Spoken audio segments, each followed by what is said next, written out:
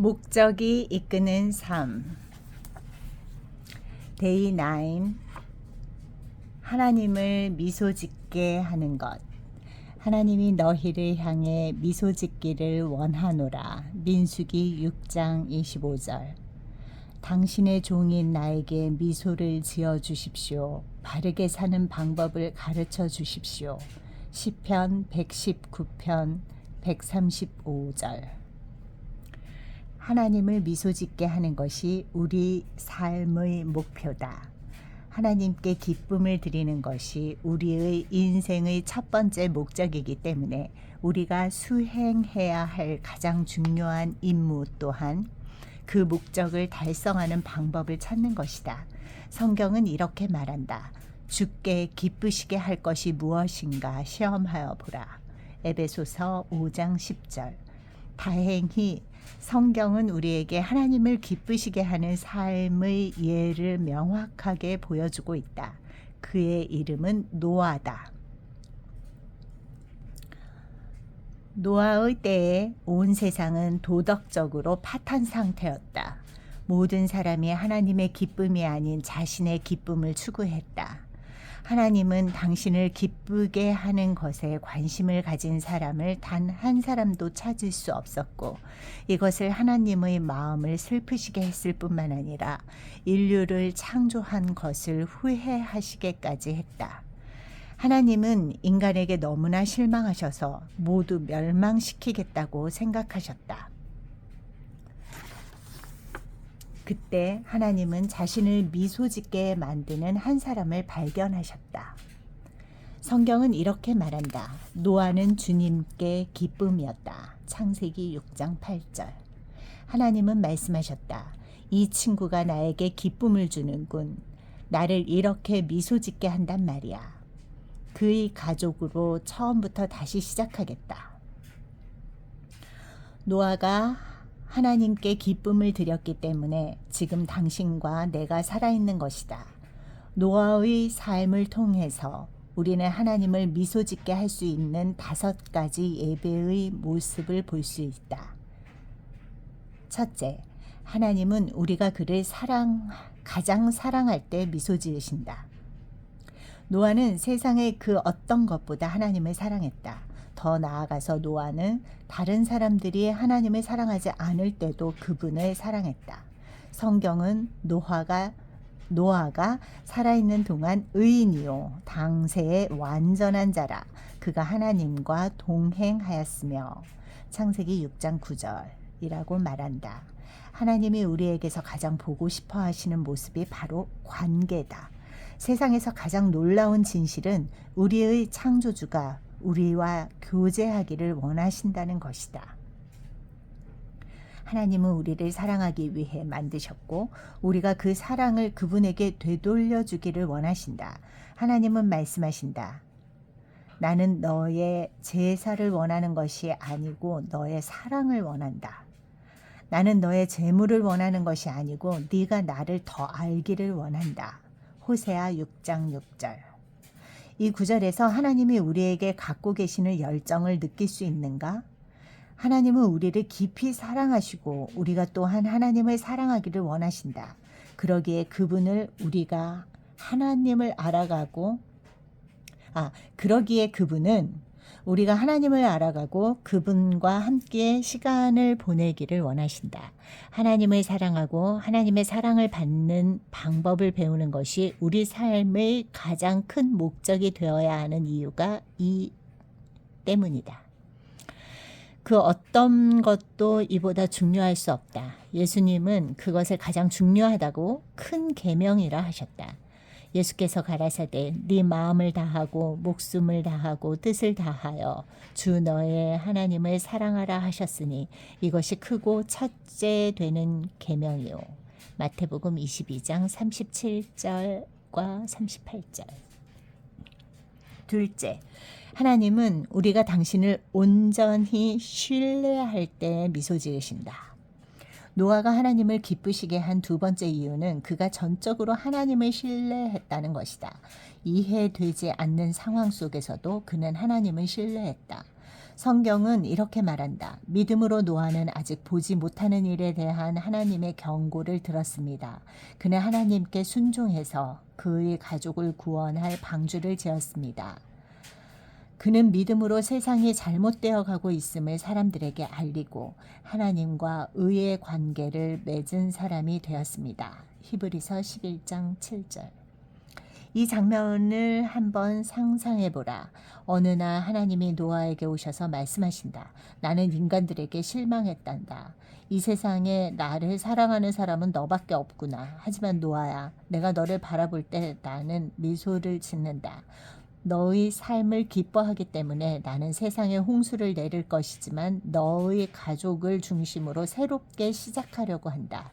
나는 너와 동물들을 구할 수 있는 커다란 배를 네가 만들기를 원한다. 노아가 의심할 수도 있었을 세 가지 문제가 있었다. 첫째, 노아는 비를 한 번도 본 적이 없다. 왜냐하면 홍수가 오기 전에 이 땅의 모든 물은 하나님이 지면의 샘을 터뜨려서 주셨기 때문이다. 창세기 2장 5절 6절. 그래서 그들은 무지개를 본 적도 없었다. 둘째로 노아는 가장 가까운 바다에서부터 수백 킬로미터 떨어진 곳에 살고 있었다. 그가 배를 만드는 법을 배운다 하더라도 그 배를 어떻게 물가로 옮길 수 있겠는가. 세 번째는 모든 동물을 모으고 돌봐야 했다. 하지만 노아는 불평하거나 핑계를 대지 않았다. 대신 하나님을 전적으로 신뢰했는데 그것이 하나님을 기쁘시게 했다. 하나님을 온전히 신뢰한다는 것은 하나님이 우리 삶에 가장 좋은 것이 무엇인지 아신다는 믿음을 갖는 것을 의미한다.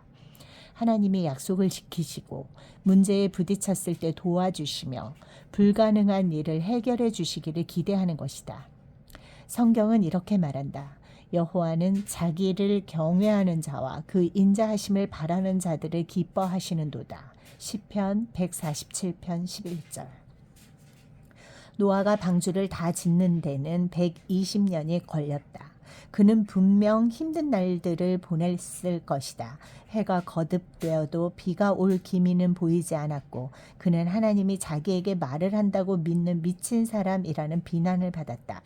나는 노아의 자녀들도 앞마당에서 모양을 갖춰가고 있는 커다란 배 때문에 창피해했을 것이라고 생각한다. 하지만 노아는 계속 하나님을 신뢰했다. 우리 삶의 영역 가운데 어떤 부분에서 우리는 하나님을 전적으로 신뢰해야 하는가? 신뢰는 예배의 모습이다. 자녀들이 부모의 사랑과 지혜를 신뢰할 때 부모가 기뻐하듯 하나님도 우리의 믿음에 기뻐하신다. 성경은 이렇게 말한다. 믿음이 없이는 기쁘시게 못하나니. 히브리서 11장 6절. 셋째, 하나님은 우리가 마음을 다해 순종할 때 미소 지으신다. 전 세계를 뒤덮은 홍수에서 동물들을 구해내는 것은 운송 방법과 그 외의 구체적인 사안들에 많은 신경을 써야 하는 일이었다. 모든 것은 하나님이 처방해 주시는 대로 이루어져야 했다. 하나님은 노아야, 네가 원하는 대로 아무 배나 지어라고 말씀하지 않으셨다. 하나님은 방주에 실을 동물 각각의 수뿐 아니라 방주의 크기, 모양, 그리고 재료까지 세세하게 지시하셨다. 성경에 나타난 노아의 반응은 이러하다. 노아가 그와 같이 하되 하나님이 자기에게 명하신 대로 다 준행하였더라. 창세기 6장 22절. 참고 히브리서 11장 7절. 노아가 모든 것에 순종했고 단 하나의 지시사항도 간과하지 않았다. 그리고 정확하게 순종한 것을 하나님이 원하시는 방법과 시간에 맞춰 보라. 이것이 온 마음을 다하는 것이다. 하나님이 노아를 보시며 기뻐하신 것은 너무나 당연하지 않은가? 만일 하나님이 우리에게 큰 배를 지으라고 명하셨다면 우리는 그에 대해 의문을 제기하고 반대를 하며 조건을 달지 않았겠는가?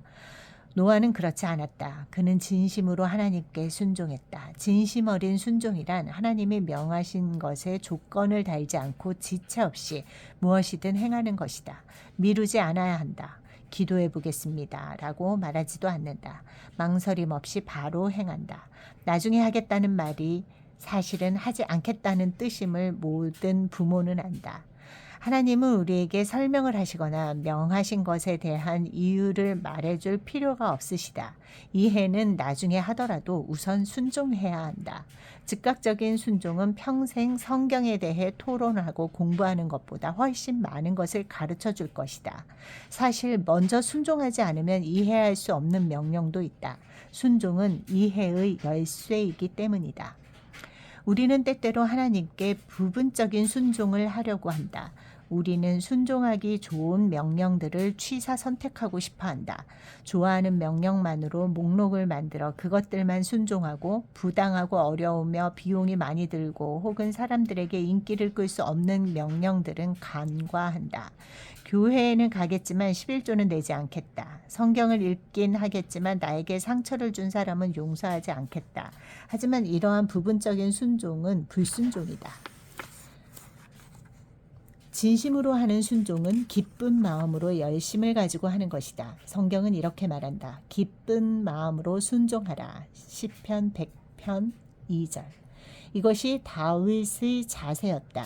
주님, 제게 무엇을 해야 할지 말씀해 주십시오. 그대로 하겠습니다. 제가 사는 동안 진심으로 당신께 순종하겠습니다. 시편 119편 33절. 야고보는 이미 크리스천이 된 사람들에게 이렇게 말했다.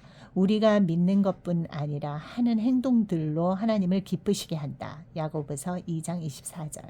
하나님은 우리가 스스로의 힘으로 구원을 얻을 수 없다고 명확하게 말씀하신다.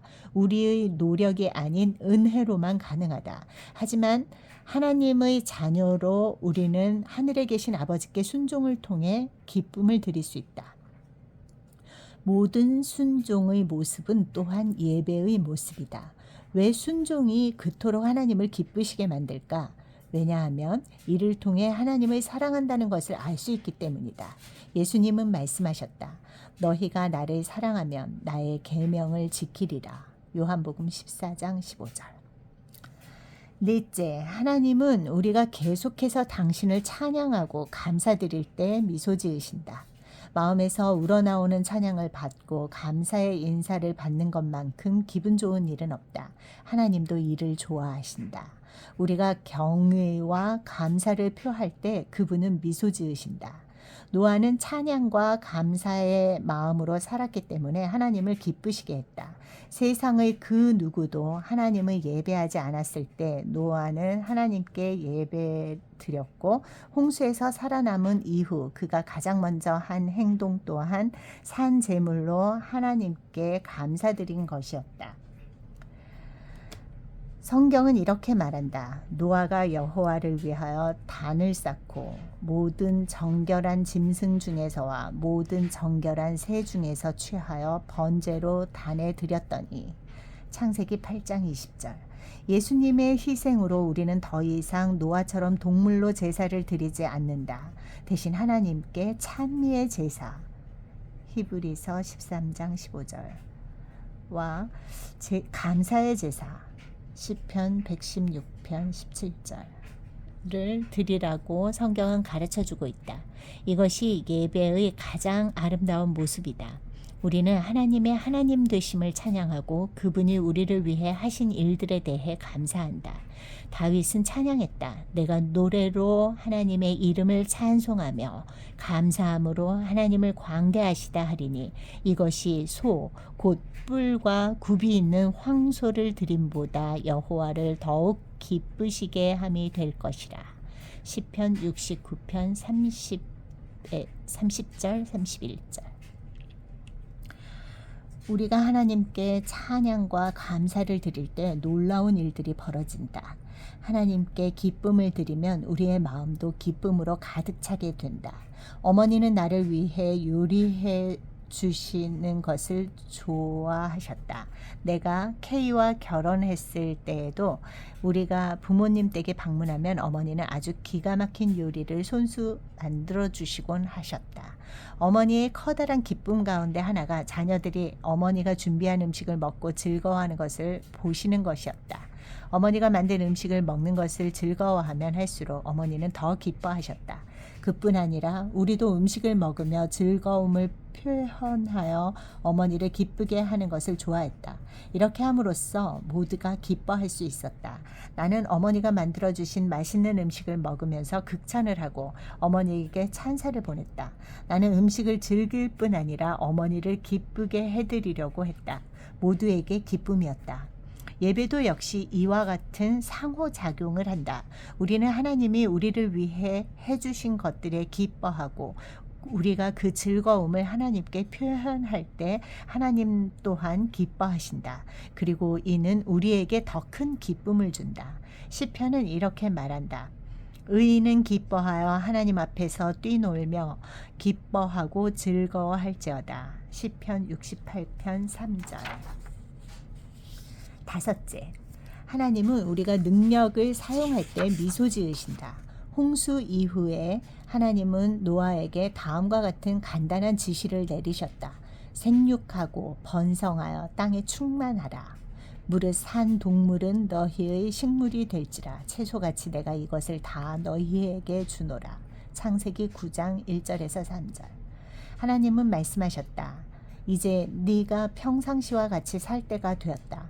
그러니 이제부터 내가 인간에게 부여한 일들을 수행하여라. 배우자와 사랑을 나누어라. 아이를 낳아라. 가정을 꾸려라. 곡식을 심고 그것을 먹어라. 인간의 방식으로 살아라.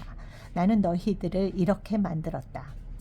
우리가 성경을 읽고 교회에 가며 기도하고 믿음에 대해 이야기하는 것과 같은 영적인 활동을 할 때에만 하나님이 우리를 바라보며 기뻐하실 것이라고 생각할지도 모른다.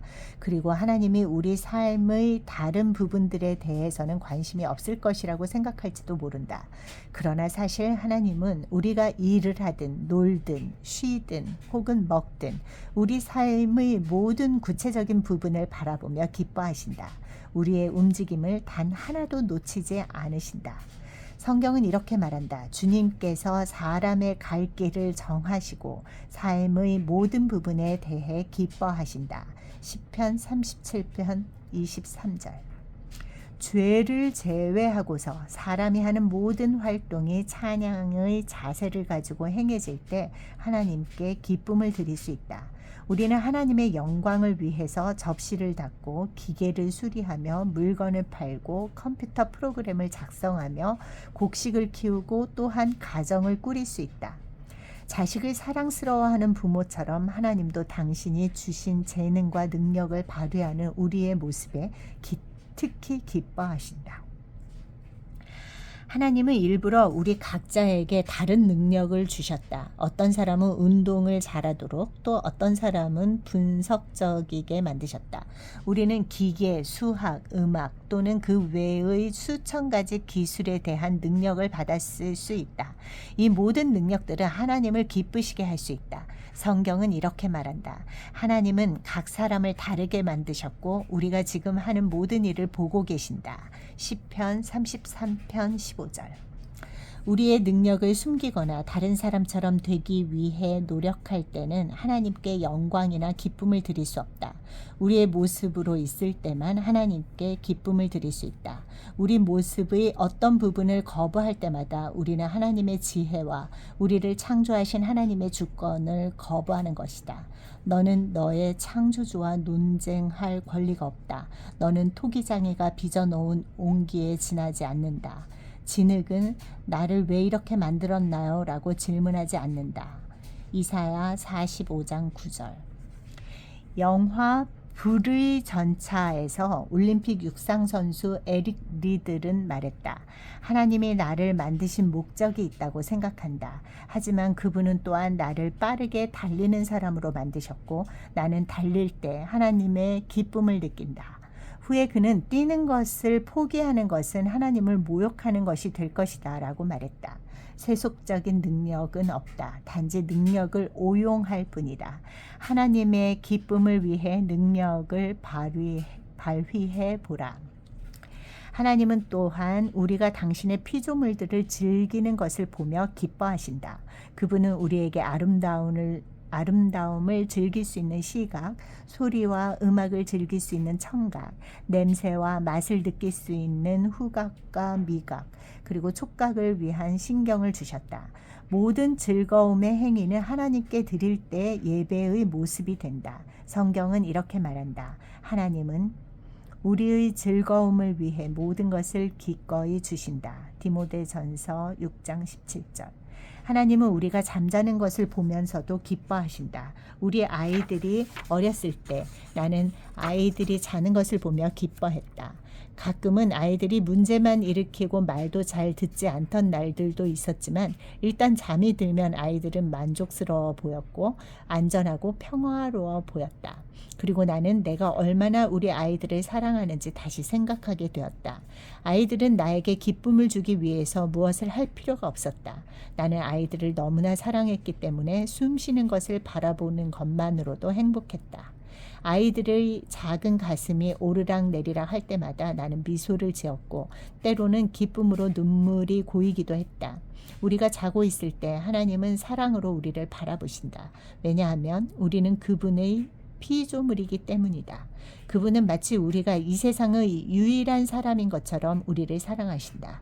부모는 자녀들로 인해 기쁨을 누리려고 그들이 완벽하거나 성숙하기를 요구하지 않는다.